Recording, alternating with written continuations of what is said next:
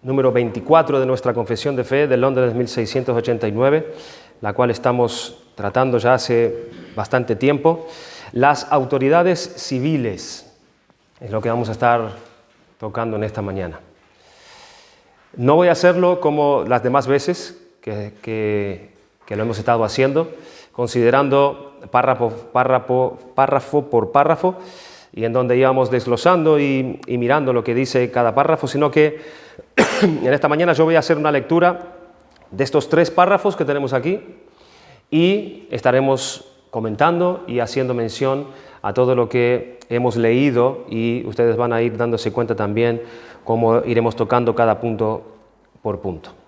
Vamos a leer entonces estos 3 párrafos de manera continua del capítulo 24 de nuestra Confesión de Fe acerca de las autoridades civiles. Dice así el primer párrafo: Dios, el Supremo Señor y Rey del mundo entero, ha instituido autoridades civiles para estarle sujetas y gobernar al pueblo para la gloria de Dios y el bien público. Y con este fin les ha provisto con el poder de la espada para la defensa y el ánimo de los que hacen lo bueno y para el castigo de los malhechores.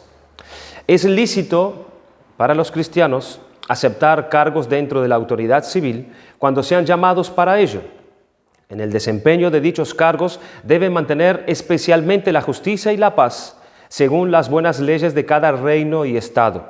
Y así, con este propósito, ahora bajo el Nuevo Testamento, pueden hacer lícitamente la guerra en ocasiones justas y necesarias.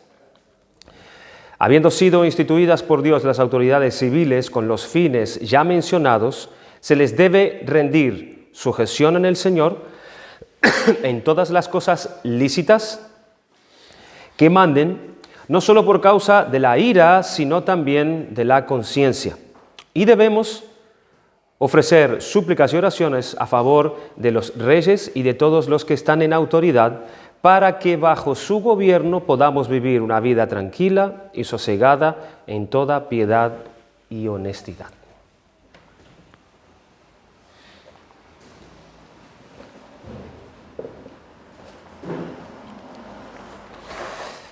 Para que podamos considerar y desglosar lo que nosotros hemos leído aquí, en este capítulo 24, quisiera que podamos tomar como referencia el capítulo 13 de Romanos.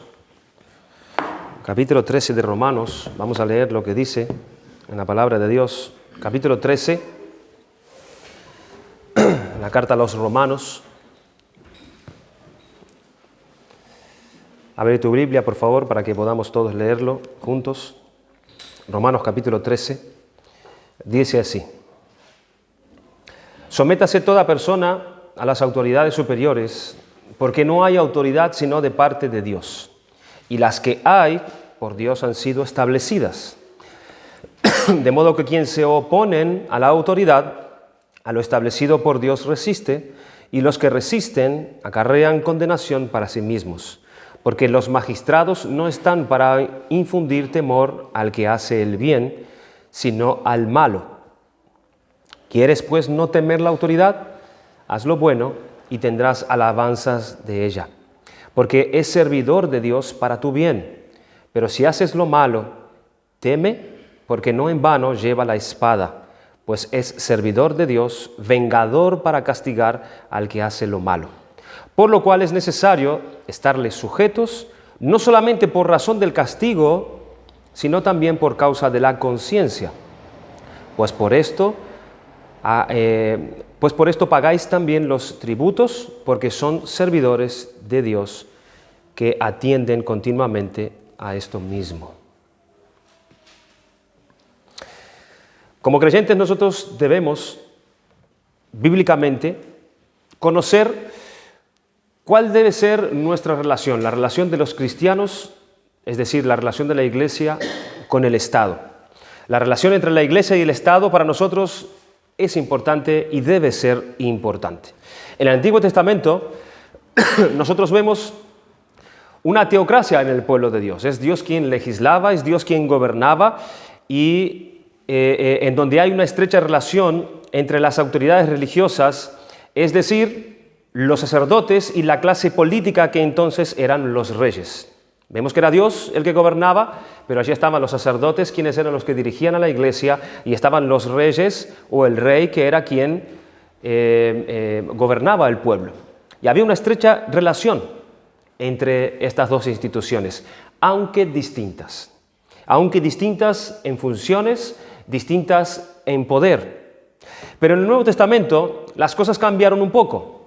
En el Nuevo Testamento nosotros encontramos que el pueblo judío se encontraba ya bajo el dominio de un imperio romano, y mientras la iglesia se fue estableciendo, fue creciendo dentro de ese imperio donde el pueblo estaba siendo sometido, donde el pueblo era esclavo.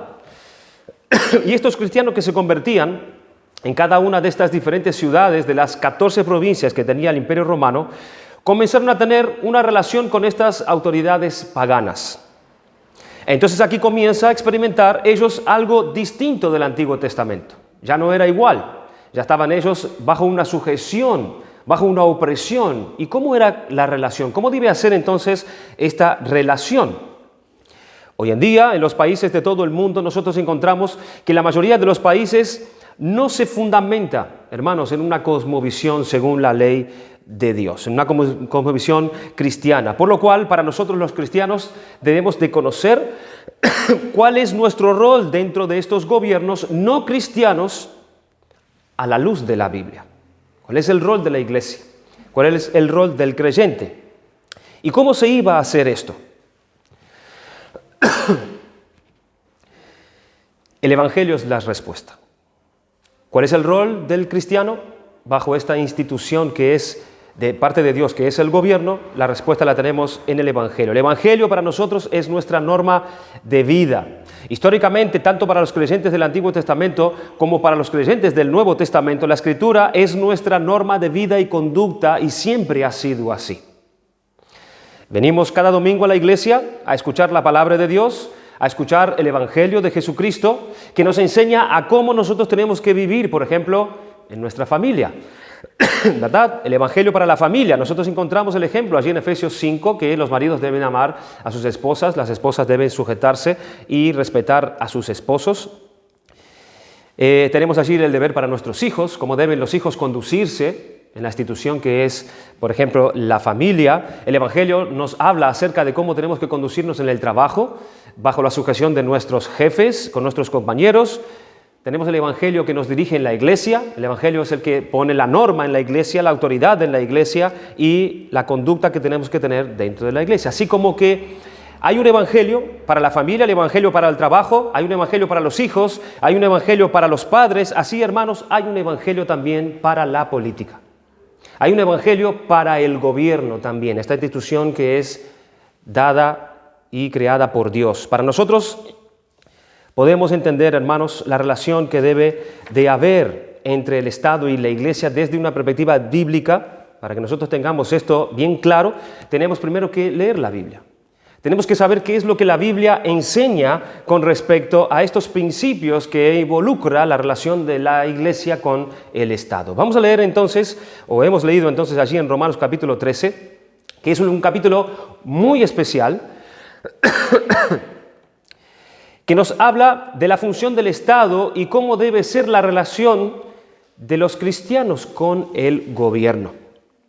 Para poder nosotros observar los diferentes principios del Evangelio contenido en este texto, hay que conocer un poco acerca del contexto de la carta a los romanos, cuando se le escribió esta carta a estos hermanos que estaban allí en Roma. Desde el capítulo 1 de la carta a los romanos podemos observar que el objetivo de Pablo era demostrar explícitamente que Jesús es el verdadero Señor sobre todas las cosas.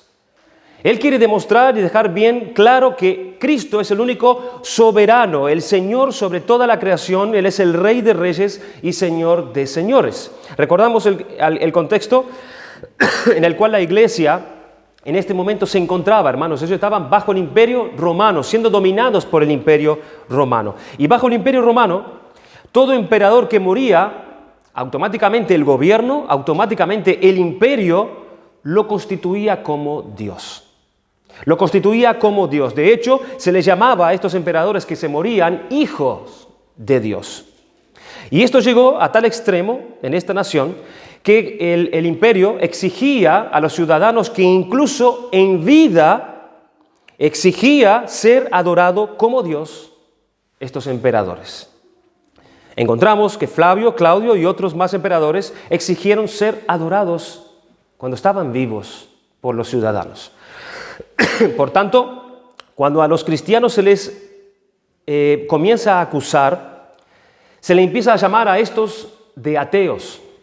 Se le empieza a considerar a estos como herejes, porque ellos no querían adorar al emperador, sino que ellos decían adorar a un solo Dios, a un tal Jesucristo.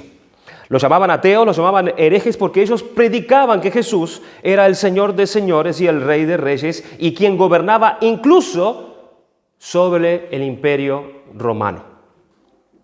Entonces la primera pregunta era, ¿cómo relacionarnos con este gobierno? Esa era la pregunta. Bajo un gobierno así, ¿cómo la iglesia debe relacionarse con un gobierno así? ¿Quién nos manda a Dios como ciudadanos? Entonces Pablo escribe a los que están en la capital del imperio de Roma y les escribe diciendo, Pablo, siervo de Jesucristo, llamado a ser apóstol, apartado para el evangelio de Dios, que él había prometido antes por sus profetas en las Santas Escrituras, acerca de su Hijo, nuestro Señor Jesucristo, que era el linaje de David según la carne, que fue declarado Hijo de Dios con poder. Sí, lo tengo aquí. Gracias. Fue declarado Hijo de Dios con poder. Esto es muy importante, porque esto es algo que es dado por Dios en cuanto a la persona de Jesucristo. Esta palabra poder está hablando de un poder absoluto en todo el universo. Se le ha sido delegado a Cristo toda autoridad. Está hablando de este poder. Así que Pablo les está diciendo, no se dejen engañar por el Estado. Hay un solo Señor realmente al cual debemos nuestro servicio y adoración, y ese es el verdadero Hijo de Dios con poder. En el capítulo 12 Pablo da la función de la iglesia, y en este capítulo 13 habla de la función del Estado, de la función de los gobernantes y la debida relación que debe tener entre estas dos instituciones creadas por Dios. En ese primer párrafo de nuestra confesión de fe, se nos habla acerca de la institución del gobierno civil en un panorama general, de una forma general. Esta es una exposición de algunos puntos importantes que vimos allí en Romanos 13, que lo señala muy claramente, y vemos que en el desarrollo de esto descansa sobre la verdad de la soberanía de Dios sobre todo el mundo, lo cual implica su gobierno sobre la vida, sobre la historia, sobre los acontecimientos de los pueblos y sobre las naciones. En Daniel capítulo 2, versículo 21, dice que Él muda los tiempos y las edades, quita reyes y pone reyes, da la sabiduría a los sabios y la ciencia a los entendidos. En el capítulo 4, versículo 35, pregunta cuáles fueron las palabras de Nabucodonosor cuando su razón le fue devuelta. Él dijo, todos los habitantes de la tierra son considerados como nada, y Él hace según su voluntad en el ejército del cielo, en los habitantes de la tierra, y no hay quien detenga su mano y le diga qué haces. Así que cada nación en todo el mundo está bajo la autoridad de Dios, porque Dios es el supremo y es el soberano rey. Él es el Rey de reyes, y las autoridades que están sobre las naciones han sido puestas, establecidas y señaladas por Dios. Así que detrás de los votos, hermanos, que nosotros ponemos en cada urna cuando vamos a votar a nuestros gobernantes de nuestra nación, aquel que sale está puesto por la voluntad de Dios. Hay varios principios aquí en este capítulo 13, pero vamos a resaltar 4 verdades o principios bíblicos que nos muestra cómo debe ser nuestro comportamiento de cara al gobierno y de cara a la política. 4 principios que encontramos en este texto de Romanos 13. La primera pregunta que podemos hacer para dar este primer principio, ¿cuál es la esencia del gobierno? De un gobierno en general en cualquier parte del mundo. ¿Cuál es su esencia? La esencia de los gobiernos es la fuerza que el gobierno posee. Esa es su esencia. A él se le ha sido dado por Dios la fuerza. Es una estructura legal para que a través de la fuerza coaccionar a los ciudadanos a que cumplan las leyes establecidas. Se le ha dado la fuerza. Esa es su esencia. La esencia del gobierno es la fuerza y Dios así lo creó. Por eso se le llama, vimos allí en Romanos 13, que se le ha dado la espada, para que ejerza esta fuerza y coaccione a los ciudadanos cuando ellos quieren incumplir las leyes. Porque es una delegación de Dios y todo gobierno tiene el derecho legal de que esté la fuerza para hacer cumplir las leyes. Por ejemplo, en la esfera, no de la política, en la esfera de la familia, por ejemplo, ¿quiénes son las autoridades? Las autoridades son la pareja, ¿verdad? El padre y la madre. Son los que tienen la autoridad en la familia. Ellos son la autoridad y ellos mandan. Aquí están los hijos en la casa y en esa casa hay leyes que esos hijos deben cumplir, respetar esas leyes. Si no las respetan, Dios no le da la espada al padre y a la madre como se la da al gobierno, sino que Dios le da una vara para poder disciplinar. El primer principio fundamental que aparece en Romanos 13 es que la esencia de un gobierno, hermanos, es la fuerza. Es la fuerza. Un gobierno no puede coaccionar al ciudadano para cumplir las leyes si este gobierno no gobierna con esa fuerza que Dios le dio.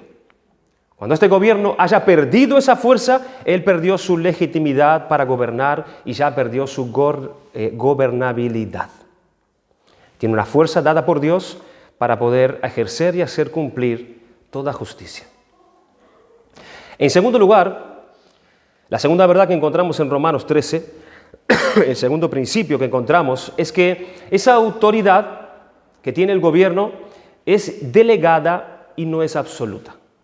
Es delegada y no es absoluta. Toda autoridad sobre la faz de la tierra no es absoluta, hermanos, sino que es delegada, porque el único Dios soberano sobre toda la creación que tiene todo poder y autoridad solo es Dios.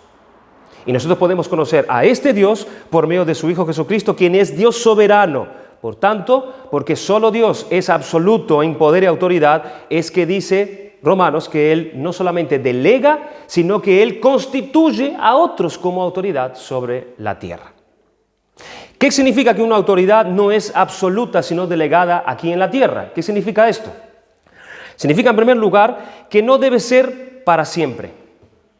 Las autoridades son temporales, por eso no es lícito que una autoridad o un político quiera mantenerse en el poder durante 50 años, como nosotros vemos en muchos gobiernos, que descienden las familias y ya se están gobernando ellos por años y años y años, porque van en contra de lo que Dios estableció, porque debe haber una alternancia, porque no son poderes absolutos, son poderes temporales. Cuando decimos que esa autoridad es delegada, por tanto, temporales, significa que también ellos dependen y están sujetos a la voluntad de un ser que es superior a ellos, porque se les es delegada esta autoridad. Por lo tanto, el ejercicio de una autoridad en un gobierno no responde a la voluntad del pueblo necesariamente.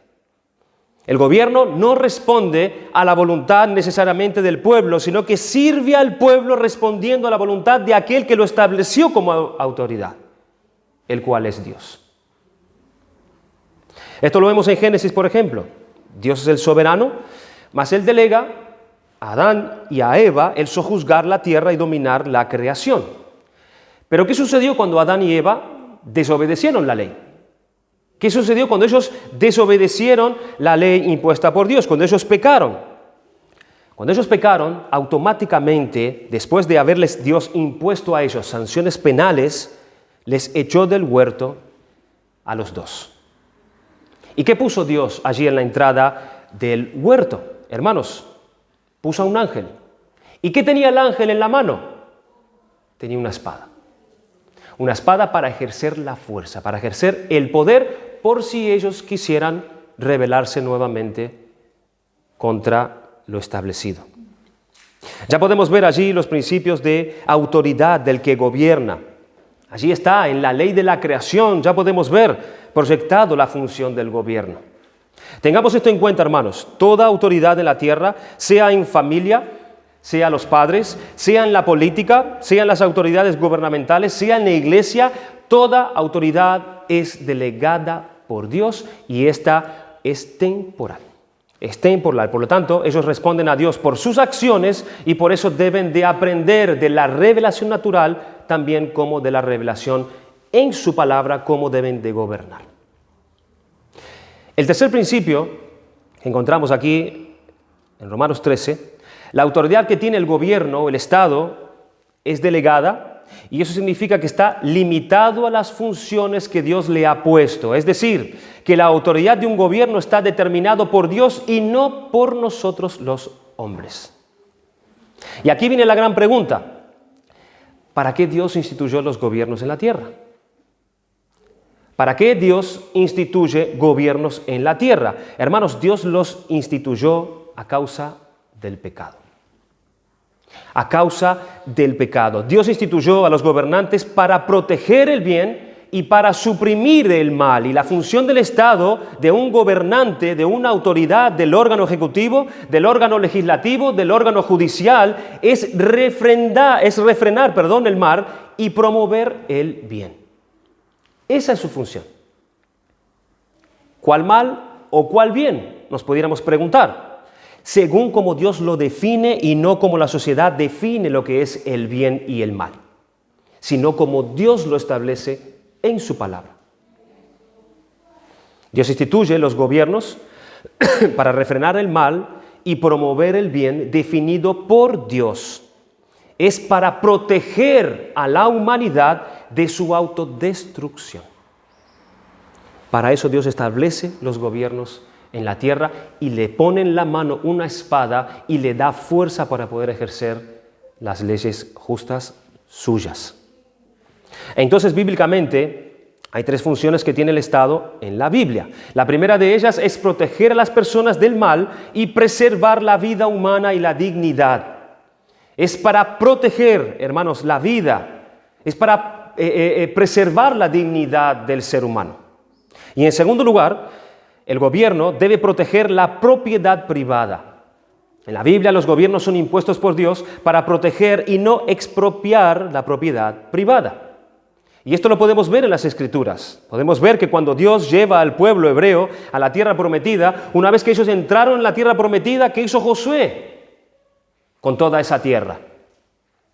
¿Qué hubiese hecho un gobernante de nuestra era?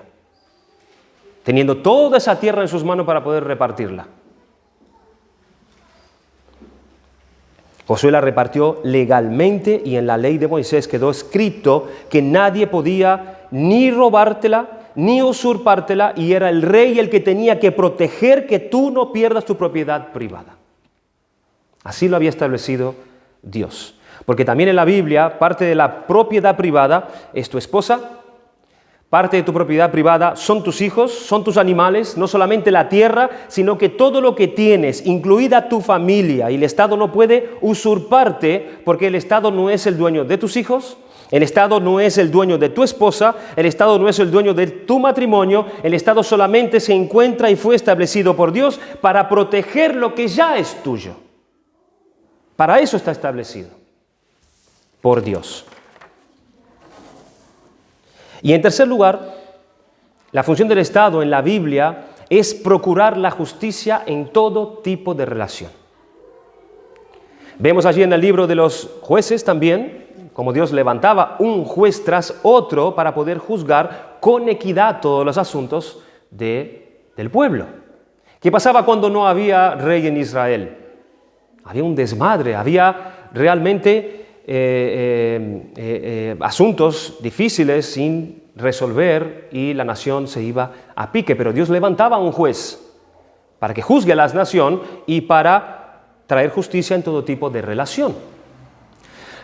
La justicia comercial, por ejemplo, que cuando te vendan 1 kilo de arroz, que en esa bolsa haya 1 kilo de arroz y no menos. Dice en Proverbios capítulo 11, versículo 1, el peso falso es abominación a Jehová, mas la pesa cabal le agrada. Es función del Estado, hermanos, traer justicia social en cuanto a estas cosas, en cuanto a nuestras relaciones. Un impuesto, por ejemplo, tiene que ser justo, tiene que ser cobrado justamente. Entre las funciones del Estado, el Estado lo que hace es intermediar cuando hay dificultades en diferentes esferas de la sociedad. Por estas tres funciones, es que en la Biblia nosotros encontramos que se le llama hasta 3 veces siervos. ¿Siervos de quién? Siervos de Dios, porque se supone que este siervo, que es el gobierno, sirve a Dios o serviría a Dios. Y aunque ellos no sean creyentes, hermanos, las autoridades de un país deben de emitir leyes. Ellos deben emitir leyes, pero ojo, deben de emitir leyes que promuevan la justicia de Dios y no la justicia de sus partidos. No la justicia, entre comillas, que exige el pueblo, sino la justicia de Dios.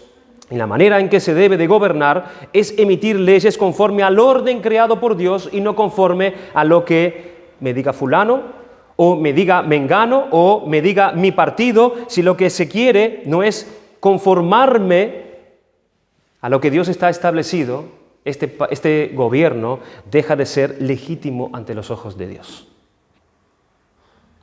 Si empiezan a promover leyes que no son conforme a lo que Dios establece, conforme a su palabra, ese gobierno deja de ser siervo, deja de ser legítimo ante Dios.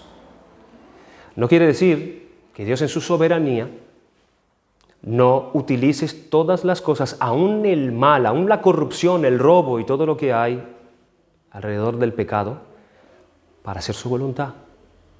Pero la función en sí del Estado es promover las leyes de Dios, promover la justicia de Dios y emitir leyes para proteger el bien y para refrenar el mal. Dios definiendo lo que es bueno y definiendo lo que es malo.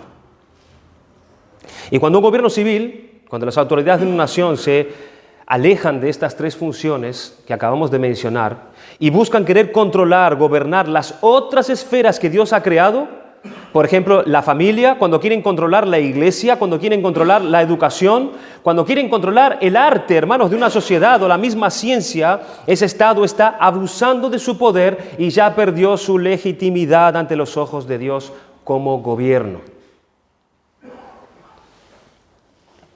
El gobierno o el Estado, su gobierno tiene un límite. No debe de definir lo que es la familia.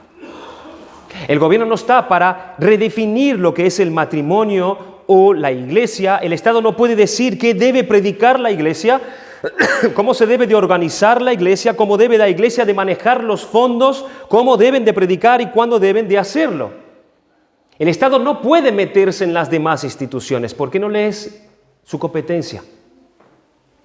El gobierno está a causa del pecado y está para gobernar según el orden creado por Dios. Por eso el Estado comete un abuso cuando trata de redefinir el matrimonio, por ejemplo. Cuando trata de establecer leyes que dicen que el hombre puede casarse con otro hombre, o una mujer con una mujer, o cuando puede cambiar su sexo. El Estado no está para promover leyes que redefinan ni el matrimonio ni la familia. No es su función. Si un gobierno dice, a partir de ahora también vamos a establecer el casamiento de hombre con hombre, cuando un gobierno hace esto, él se metió en una esfera que no le compete, sino que ese es un asunto que le compete a la iglesia. Eso es parte de la iglesia, no es parte del Estado. Y el Estado no está para predicar, el Estado no está para definir y mantener y meterse, en la familia y gobernar tu familia, no, sino que está para proteger tu familia, para promover el bien para tu familia y refrenar el mal que quiere atacar a tu familia. Hasta ahí llega la competencia del Estado en la Biblia. ¿Cuál es la esencia de la separación entre el Estado y la Iglesia? Porque esto es algo que ha creado mucho problema en toda la historia. Muchas personas dicen que el Estado y la Iglesia no tienen nada que ver. Son diferentes en funciones y en poder, pero deben tener una relación. Claro que sí. Hoy en día el concepto es equivocado y como realmente lo es en la Escritura. La Escritura enseña otra cosa. Es que como 2 esferas de la creación, como 2 instituciones creadas por Dios, están separadas en su autoridad, están separadas en sus funciones, están separadas, pero deben de ayudarse mutuamente para poder convivir y para el bien de todos. Sí, hay una separación entre Estado y la Iglesia, porque el Estado no puede hacer eso, porque la Iglesia es la institución dada por Dios para hacer lo que le dejó a la Iglesia, o cómo la iglesia debe gobernarse a sí misma. Dios ya estableció cómo debe de comportarse la familia. Dios ya definió en su palabra lo que es el matrimonio, un hombre y una mujer. Dejará padre y madre, lo que es el matrimonio. Dios ya lo estableció en su palabra. Dios ya estableció cómo debemos criar a nuestros hijos. Dios ya estableció cómo debemos comportarnos en nuestro trabajo. El Estado no ha sido creado para eso. Por lo tanto, no se puede meter en otras esferas de la vida. Y de igual manera, la iglesia. La iglesia está para ser discípulos de Cristo. A la iglesia no se le ha sido dada la espada para poder ejercer ningún tipo de fuerza. Eso no le compete a la iglesia. Dios no le dio la espada a la iglesia. Dios le dio la espada al gobierno. La iglesia hace discípulos de Cristo a través de la predicación y el servicio del evangelio. La iglesia es la que forma el corazón y el carácter de los individuos por medio del evangelio. Esa es su función. Así que la iglesia y el Estado son dos instituciones separadas, pero que se deben complementar. ¿Y cuándo sucede, hermanos, esta complementación del Estado y la iglesia? Cuando el gobierno cumple, por ejemplo, con sus responsabilidades y sus obligaciones de cara a la iglesia, que es proteger y garantizar la libertad de la iglesia y protegerla de sus enemigos. Ahí se complementa la iglesia con el Estado. ¿Y cuál es la obligación de la iglesia de cara al Estado? ¿Para qué se complementan? Su obligación es orar por sus autoridades, someterse a las autoridades cuando las leyes procuran el propósito de Dios. Ahí es donde se complementan. Uno protege al otro y el otro se somete y ora por aquel otro. Y a la vez la iglesia debe ser la conciencia moral del gobierno. La iglesia debe ser la conciencia del pueblo. La iglesia debe ser la conciencia de las autoridades. La iglesia es la que está llamada a decir, miren, esas leyes que ustedes quieren aprobar no son conforme a la justicia de Dios, no son correctas, son corruptas, atentan contra la vida, atentan contra el pobre, no son correctas, se están metiendo en un problema con Dios. Esa es la función de la iglesia.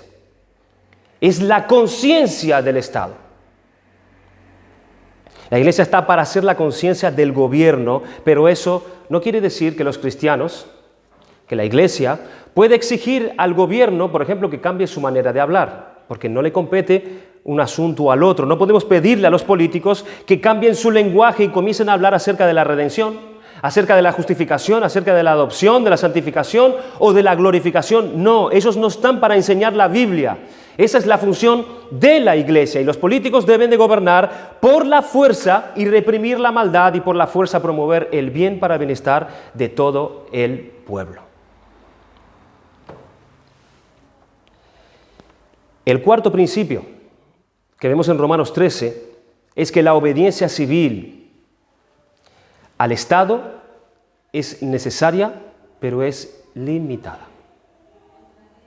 Voy a repetir, la obediencia civil al Estado es necesaria, pero es limitada. Romanos 13 nos muestra que debemos de someternos a nuestras autoridades, aun cuando ellos no sean creyentes.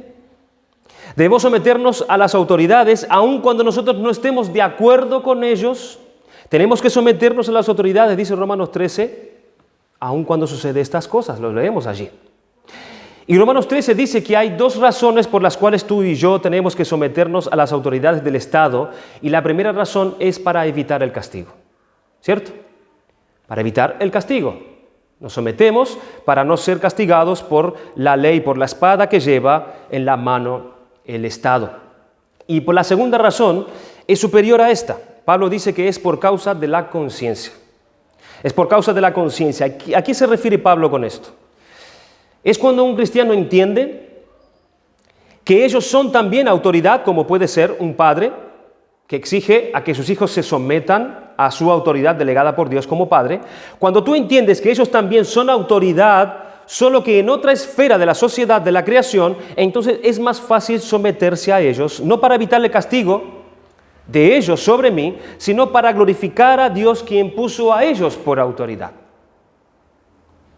Para mantener una buena conciencia para con Dios, porque son servidores de Dios.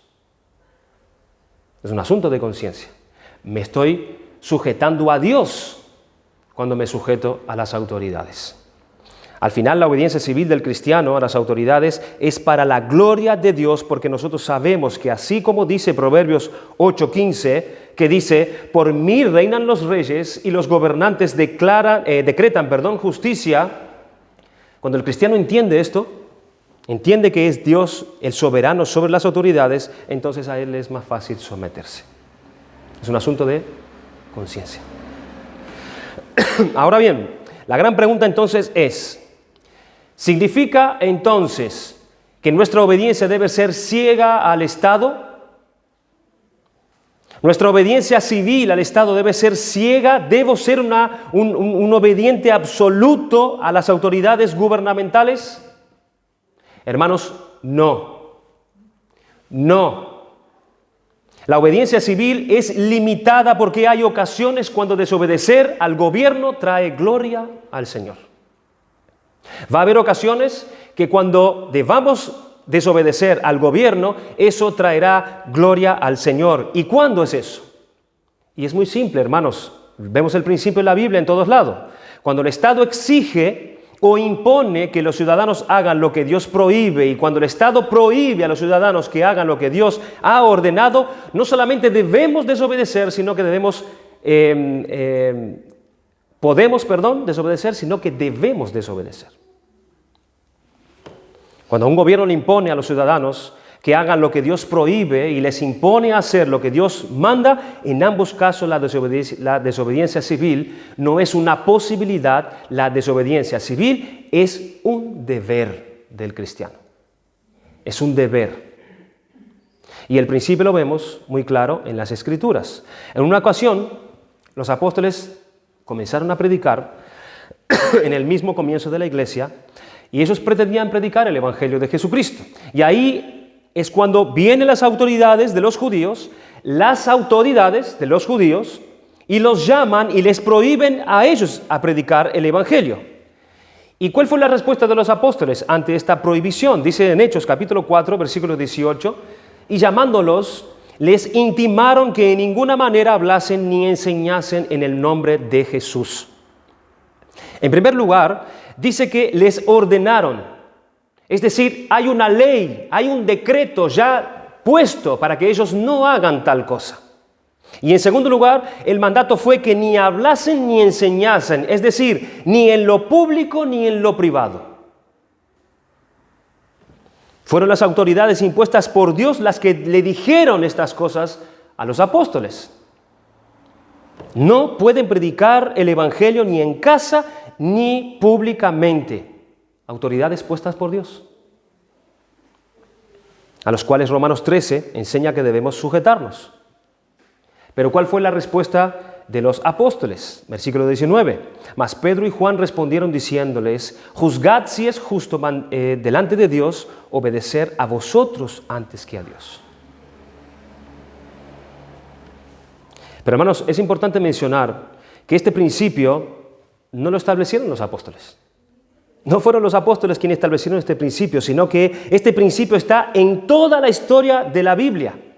Ellos solamente dijeron lo que ya sabían, proclamaron lo que ya sabían. El principio de la desobediencia civil es que siempre los cristianos tenemos que escoger primero obedecer a Dios antes que obedecer a los hombres. Cuando los hombres, no importa quién sea la autoridad, no importa el presidente de turno, no importa que sea el mismo papa, cuando se nos exige una autoridad hacer lo que Dios prohíbe o nos prohíbe hacer lo que Dios demanda de nosotros, debemos desobedecer, y vemos más principios, hermanos, en la palabra de Dios. Por ejemplo, en Éxodo, antes de que naciera Moisés, Faraón había emitido una ley. ¿Y cuál fue la ley que Faraón emitió? Que todos los niños nacidos de las hebreas, varones, tenían que ser asesinados y solo dejar viva a las niñas. Todos los varones deben morir, nacidos de las hebreas. Una orden del faraón, una autoridad puesta por Dios sobre la tierra, una ley. ¿Las parteras hebreas se sujetaron a esa orden? ¿Sí o no? Dice en Éxodo capítulo 1, versículo 17, pero las parteras temieron a Dios y no hicieron como les mandó el rey de Egipto, sino que preservaron la vida de los niños. contra una autoridad puesta por Dios. ¿Y qué hizo Dios? Porque Faraón era una autoridad. ¿Qué hizo Dios ante esta desobediencia? ¿Bendijo o maldijo Dios a las parteras? Dice el versículo 20, 3 versículos más adelante. Y Dios hizo bien a las parteras, y el pueblo se multiplicó y se fortaleció en gran manera, y por haber las parteras temido a Dios, Él prosperó sus familias. Otros casos que vemos entre los muchos que hay en la Biblia es que el segundo libro de Crónicas, capítulo 22, vemos que cuando la malvada madre del rey Ocosías, porque murió Ocosías, el rey de Judá, fue cuando el rey Ocosías muere, la madre vino y tomó la función como reina sobre Judá. Ha quedado como reina, es decir, un día estuvo una mujer reinando en Judá. El primer decreto real que produjo fue que todo linaje de la casa de David tenía que ser asesinado. Ese fue su primer decreto cuando ella se impuso como reina. ¿De dónde iba a venir el Mesías, hermanos? ¿Del linaje de quién iba a venir el Mesías? Ella dijo, todos tienen que ser muertos. No tiene que quedar ningún descendiente. ¿Y saben lo que hicieron? Comenzaron a matar. Comenzaron a matar y buscar a todos los descendientes de David. Ese era el decreto real. Ella era la autoridad impuesta por Dios en ese momento. ¿Pero qué hizo?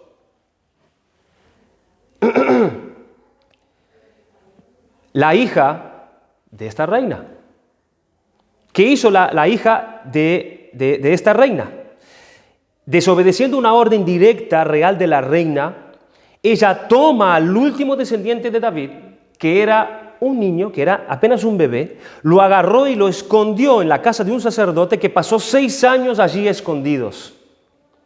Recién a los 6 años o 7 años, no recuerdo, de edad suficiente para coronarlo como rey, los sacerdotes conspiraron contra la reina y lo ponen como rey legítimo porque era el descendiente legítimo de David. Cuando la reina vio eso, lo llama automáticamente conspiración. Una conspiración contra la autoridad. Y es que políticamente, hermano, era una conspiración contra el gobierno. ¿Y qué hizo Dios? ¿Bendijo o maldijo esa acción? Dios bendijo esa acción y el muchacho llamado Joás se sentó en el trono de David. En todos estos casos, ¿cuál es el elemento común? En todos estos casos, el elemento común es que los gobernantes ya dejaron de gobernar. Dejó el gobierno de ser legítimo porque en lugar de proteger la vida, que es su principal función, ¿qué estaban haciendo con la vida? Destruyéndola, y es ahí donde entonces debe reaccionar la iglesia. Otro caso muy sencillo y rápido, el caso de Nabucodonosor. Este levanta una estatua y manda que la adoren. Una función que no es del Estado. Mandar a que adoren no es una función del Estado y obligan a todos que se postren ante ella. ¿Y quiénes fueron los únicos que desobedecieron a ese mandato directo de la autoridad impuesta por Dios en ese momento? Sadrach, Mesach y Abednego. ¿Dios los maldijo o los bendijo? Dios los bendijo y los prosperó además. Nosotros también tenemos otro caso interesante en la vida de Esther. Allí cuando su marido, el rey, decreta una ley engañado para exterminar al pueblo hebreo, el pueblo de Esther, ¿qué hizo ella? Después de que mandó a Mardoqueo y al pueblo a orar y ayunar, dice en Esther capítulo 4, versículo 16, ve y reúne a todos los judíos que se hallan en Susa y ayunad por mí y no comáis ni bebáis en 3 días, noche y día. Yo también con mis doncellas ayunaré igualmente y entonces entraré a ver al rey, algo que era prohibido absolutamente, y la pena era la muerte. Ella iba a incumplir un decreto y un mandato, una ley establecida por el gobierno de turno, aunque no sea conforme a la ley, dijo ella, y si perezco, que perezca. En el Nuevo Testamento vemos los mártires cristianos que murieron por defender la ley del Evangelio, por obedecer a Jesucristo, pero de la perspectiva del Imperio Romano, ¿por qué ellos mataban a los creyentes? De la perspectiva de ellos, ¿por qué mataban a los creyentes? No era un tema religioso, sino que era un tema político. Recuerden al principio, como hemos dicho, para la institución en ese momento, para el gobierno, eran herejes, eran ateos, eran incumplidores de la ley. Era un tema político por el cual perseguía a la Iglesia este imperio. Morían por desobedecer un decreto dado por el gobierno que debían adorar al César de turno como Dios antes que a Jesucristo, quienes ellos decían que era su único Dios.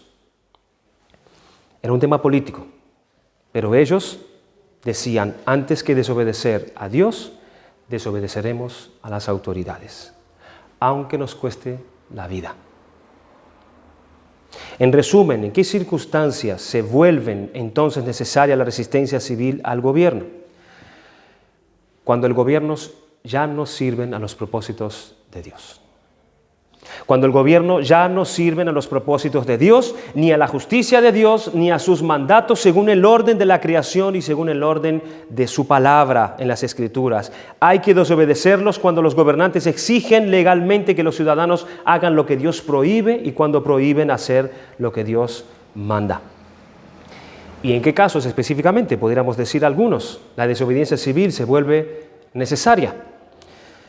Bueno, si el Estado promueve el genocidio, cuando el Estado promueve el asesinato de niños, como lo hizo Faraón, como lo hizo Herodes en su tiempo, ya sea en niños nacidos o ya sea en niños que aún no han nacido, la resistencia civil es necesaria. Es un deber del cristiano levantarse contra el gobierno, siendo este su conciencia. Como el caso del aborto, los cristianos en ningún país del mundo donde se apruebe la ley del aborto deben estar tranquilos y ni se deben callar, sino que hay que luchar, hay que demandar, hay que acusar, hay que denunciar lo que están haciendo delante de Dios y confrontarlos con Dios. Es lo que hay que hacer. Bajo las vías legales, por supuesto, y formales, porque la Iglesia no tiene la espada. Hermanos, ojo, la Iglesia tiene el Evangelio de Cristo. Y cuando promueven las leyes para redefinir la familia, la Iglesia debe levantarse. Es su deber. Es tu deber y el mío como parte de la Iglesia. Por ejemplo, si en lugar de proteger la propiedad privada, el Estado comienza a apropiarse de ella por vías legales o por impuestos injustos, la desobediencia civil es necesaria. Es necesaria. ¿Qué hizo Dios cuando el rey Acab abusó, tratando de apoderarse y quiso usurpar la viña de Nabot? Dios maldijo al rey porque se apropió de una propiedad privada, de una propiedad que no era de él. Y tal es así que hay 2 mandamientos del Decálogo que protege, hermanos, la propiedad privada. El 8º mandamiento y el 10º mandamiento. No robarás ni codiciarás. Dice, nada de tu prójimo, ni la mujer, ni tu siervo, ni su casa, ni su animal, ni cosa alguna de tu prójimo, porque Dios protege la propiedad privada. La expropiación de una propiedad privada no es algo que le compete al gobierno, porque es algo que Dios da. Es algo que Dios da. Es Dios quien regala, es Dios quien prospera como Él quiere y el Estado está para proteger eso que Dios te ha dado a ti, no para quitarlo. Su función es proteger eso que es tuyo, que Dios te ha dado. Por eso hay que tener mucho cuidado con los sistemas que van en el nombre de la igualdad, hermanos, o predican la igualdad, cuando lo que hacen es privar las libertades de los ciudadanos, apropiándose no solamente de sus vidas, sino también de sus familias, de sus bienes. Y hay que tener en cuenta que hay una diferencia tremenda entre equidad e igualdad. Una cosa es la igualdad y otra cosa es la equidad, y el gobierno está para hacer equidad. ¿No es eso lo que sucede en el cielo, hermanos? En el cielo no hay igualdad, en el cielo hay equidad. ¿Por qué? Porque en el cielo se pagará conforme a cada uno según sus obras. Eso es equidad. Y así debiera ser el gobierno. ¿Está un cristiano obligado a ir a una guerra si lo llaman? Esa es otra pregunta. ¿El Estado puede obligar a un cristiano a ir a una guerra? Hermanos, una guerra es algo terrible. Todos sabemos eso. Es algo terrible, pero en cierto momento y dadas ciertas circunstancias puede ser algo justificado. La confesión empieza diciendo, allí en este último párrafo, en el tercer párrafo, así con este fin, empieza diciendo la confesión de fe, es decir, con el fin de ¿qué? De traer paz, y con el fin de traer justicia es como se justifica el entrar en una guerra. Con el propósito de traer paz y de traer justicia. Es decir, no es lícito entrar en una guerra por dominar naciones, no es lícito entrar en una guerra por extenderse mi territorio, obtener riquezas ajenas por motivos racistas y esa clase de enemistades, sino que con el motivo de mantener la paz y la justicia en la nación cuando ésta esté en peligro. Y la función del Estado es levantarse a defenderse y establecer la paz y la justicia enfrentándose en una guerra con cualquier enemigo. Eso es lícito. Para eso Dios también da la espada al gobierno. Y está para defenderlo de cualquier enemigo. No solamente del enemigo que es el pecado que está en la sociedad, sino del enemigo que viene de fuera. De ahí que una guerra será lícita, justa y necesaria cuando no haya otro remedio para mantener la paz y la justicia. Si una nación se ve amenazada por otra, la vida y la seguridad de sus ciudadanos no puede ser protegida por otra vía sino por la guerra. Los gobernantes tendrán el deber, hermanos, de declararla. Pero ahí está la pregunta otra vez. Dentro de los marcos que se establecen las guerras que nosotros conocemos y sabemos, ¿el cristiano está obligado a prestar servicio al gobierno cuando ellos van en busca de estos fines? La respuesta es no. Porque estarán promoviendo lo mismo que un gobierno ilícito que no promueve la justicia, ni la libertad, ni la paz en su nación. Y ellos pueden desobedecer al gobierno diciendo, no iré. Porque es ilegítimo.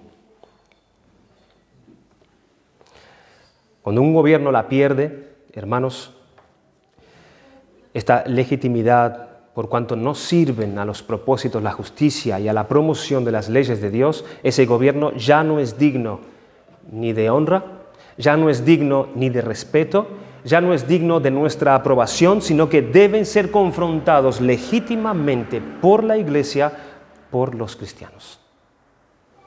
No estamos hablando aquí que tenemos que montar una revuelta, no es el llamado. Hay modos legítimos de ir y decir lo que hay que decir. La Iglesia está llamada a eso, es su deber.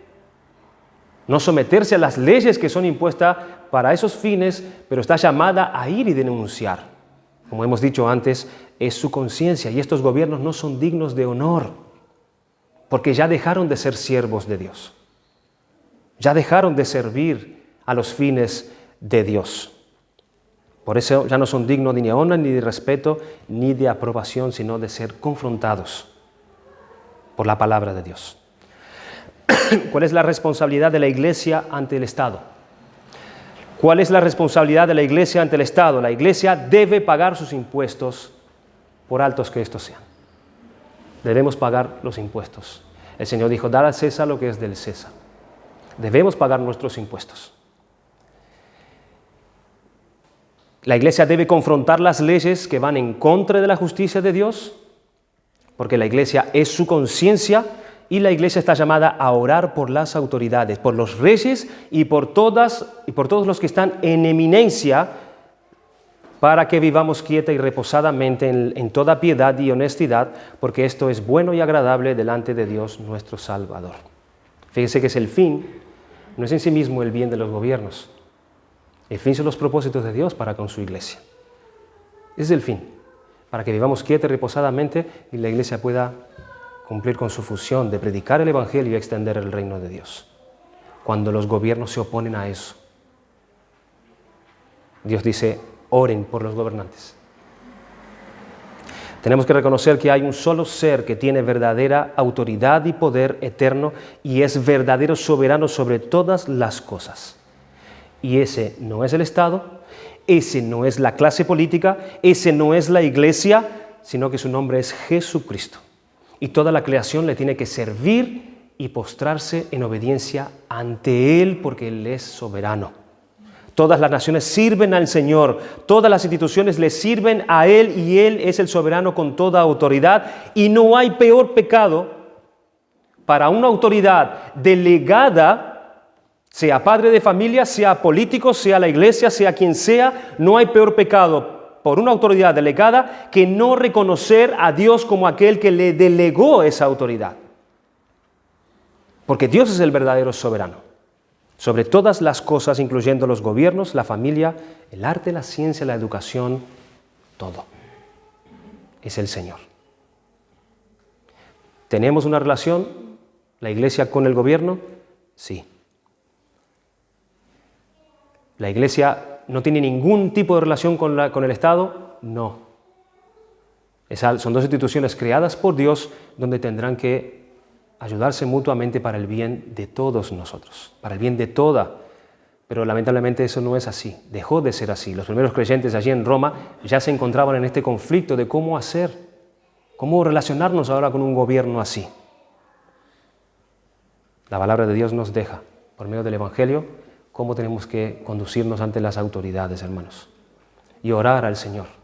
Orar al Señor por su iglesia, orar al Señor para que su gloria sea manifestada entre los pecadores y aquellos que son de Cristo sean salvados para su gloria, sobre todo poder diabólico en esta tierra, para que Cristo sea anunciado ante los hombres. Amén. Damos gracias al Señor por su palabra.